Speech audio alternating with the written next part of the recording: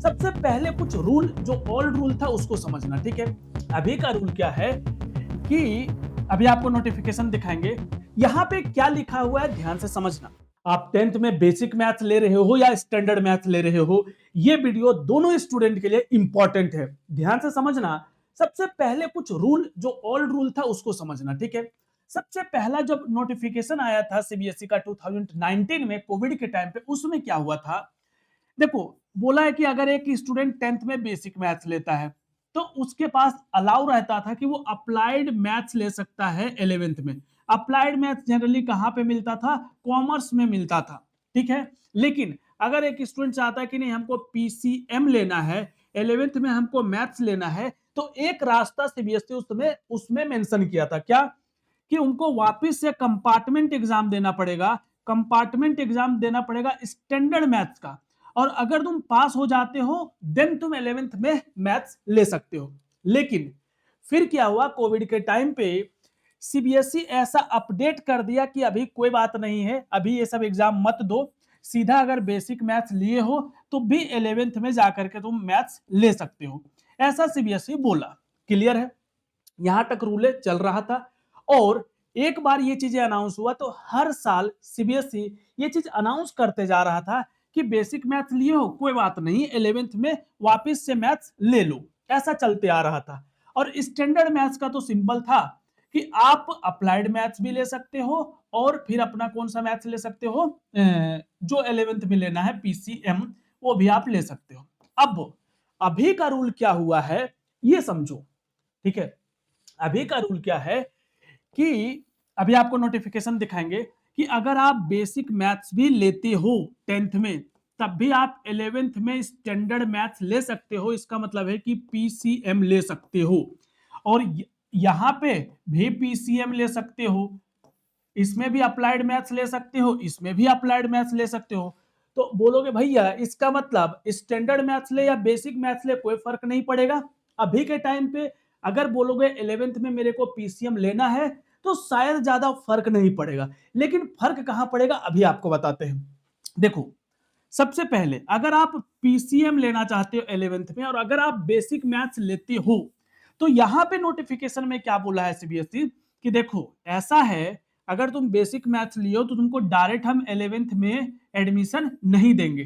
तो बोलो कैसे, कैसे दोगे फिर एडमिशन, तो बोल रहा है कि स्कूल वाला जो है ना वो सेटिस्फाई होना चाहिए तुम्हारे से कि हाँ तुम्हारे अंदर एबिलिटी है 11th में मैथ्स करने का। इसका मतलब तुम गलती से 10th में बेसिक मैथ्स ले लिए लेकिन तुम्हारे अंदर एबिलिटी है कि तुम 11th में मैथ्स कर सकते हो। ये चेक कौन करेगा, ये स्कूल में ही चेक करेगा, स्कूल का जो कोई टीचर है कोई प्रिंसिपल है वो चेक करके वेरीफाई कर देगा कि हाँ हाँ ये एबल है 11th में मैथ्स करने के लिए।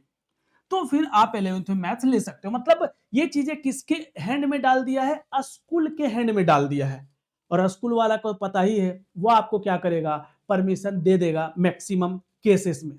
क्लियर है। अब बोलो कि भैया तो फिर ऐसा करते हैं ना, 10th में ले लेते हैं बेसिक मैथ्स और 11th में जाकर के फिर प्रिंसिपल या टीचर से लिखवा करके 11th में फिर पीसीएम ले लेंगे।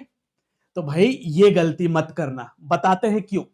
देखो यार अगर आप सचमुच 11th में मैथ्स लेकर के पढ़ना चाहते हो ना तो बेसिक मैथ्स मत लो। क्यों, क्योंकि बेसिक मैथ्स और अभी स्टैंडर्ड मैथ्स में कोई ज्यादा डिफरेंस तो पहला चीजें है नहीं, एग्जाम में आप देख ही रहे हो दोनों ऑलमोस्ट सेम ही चीजें हैं। दूसरा, अगर आपको बेसिक मैथ्स लेने का जरूरत पड़ रहा है ना, इसका मतलब आपका कॉन्फिडेंस लो है। बेसिक मैथ्स आपके कॉन्फिडेंस को लो कर देता है। आप बेसिक मैथ्स में 80 आउट ऑफ 80 ले आओगे ना, और स्टैंडर्ड वाला अगर कोई 70 भी लेकर के आएगा ना तो आपके मुंह में बोलकर चल जाएगा कि बेसिक मैथ्स है इसीलिए 80 आउट ऑफ 80 आ गया। इसीलिए मेरे हिसाब से अगर आपको ऐसा है कि 11th में मैथ्स लेना ही है तो फिर भाई स्टैंडर्ड ही लो ना यार। नहीं भी लेना है ना तब भी स्टैंडर्ड ही लो। मान लो 5 नंबर कम आ गया, कोई फर्क नहीं पड़ता है उससे। ठीक है, अब आपको सीबीएसई का जो नोटिफिकेशन है वो शो कर देते हैं। देखो यहां पे क्या लिखा हुआ है ध्यान से समझना, ठीक है। इधर आप देख लेना, ये सारा चीजें डिटेल्स में जो दिया हुआ है। मेन यहां पे है, यहां पे क्या बोला है कि the relaxations in the rule of continue further the academic से, चलो जूम कर देते थोड़ा सा, रुक जाओ, यहां पे देखना ध्यान से, ठीक है। ये देखो मेन जो यहाँ पे टर्म ऐड हुआ है ना, एक टर्म के कारण ये जो है सीबीएसई मतलब चाहता है कि हम बार बार स्टूडेंट को ऐसा ना हो कि नोटिफिकेशन दे कि हाँ इस बार कंटिन्यू होगा नहीं होगा, स्टूडेंट भी सस्पेंस में रहेगा। इसीलिए यहाँ पे क्या कर दिया सीबीएसई ने, एक वर्ड ऐड कर दिया, ऊपर ही है वर्ड ऐड किया हुआ, यहाँ पे भी होगा, ठीक है। ये ऑनवर्ड वर्ड जो ऐड हुआ है ना कि 25 26 में तो ये रहेगा, उसके आगे भी कंटिन्यू होता रहेगा। बस यहाँ पे जो सेकंड पॉइंट है, before permitting the mathematics 41 in 11th such student the head of the institutions और school should satisfy the student have aptitude and ability. Aptitude मतलब उसके अंदर कैपेसिटी है, वो उसका चेक कर लेगा थोड़ा सा कि हाँ वो कर सकता है चीजें, तो वो चीजें चेक करना है, एप्टीट्यूड टेस्ट करना है। उसके बाद हो सकता है स्कूल वाला थोड़ा छोटा मोटा टेस्ट ले या सीधा ही परमिशन दे दे, मीन्स अब स्कूल के हैंड में है। अब बोलोगे कि भैया ये नोटिफिकेशन कब आया है, मेरे को बता दो थोड़ा सा। देखो यार, आप लोग अभी 11th में आए हो ना, तो आपको बहुत सारे ऐसे नोटिफिकेशंस मिलेंगे जो दोबारा रिलीज नहीं होंगे, और ये नोटिफिकेशंस आपके लिए इंपॉर्टेंट होते हैं, इसीलिए हम लेकर के आते हैं। एक्चुअली ये नोटिफिकेशंस कब का है, देखो भाई 27/5/2025 का नोटिफिकेशन है, बट ये जानकारी आपको जानना चाहिए बेसिक मैथ्स और स्टैंडर्ड मैथ्स से रिलेटेड।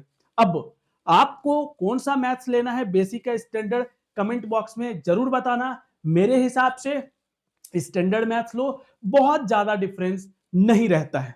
क्लियर है? तो चलो, अगर कोई डाउट हो तो जरूर कमेंट बॉक्स में कमेंट करके बताना, और मिलते हैं यार एक नए वीडियो में।